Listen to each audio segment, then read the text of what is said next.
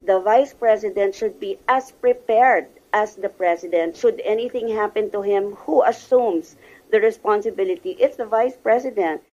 May mahalagang papel ang Vice-Presidente sa bansa.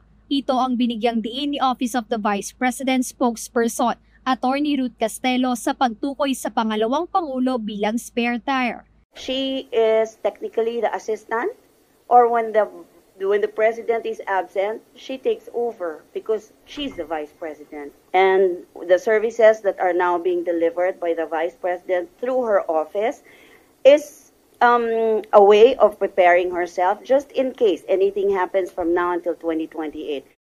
Dagdag pa ng tagapagsalita ng OVP, kailangan ng bansa ang isang vice-presidente na laging handang umako sa mga responsibilidad ng Pangulo. Whoever the vice president is, keeping her out of the loop or not being able to provide funds for her projects and programs, not being able to support the vice president is a great disservice to the country.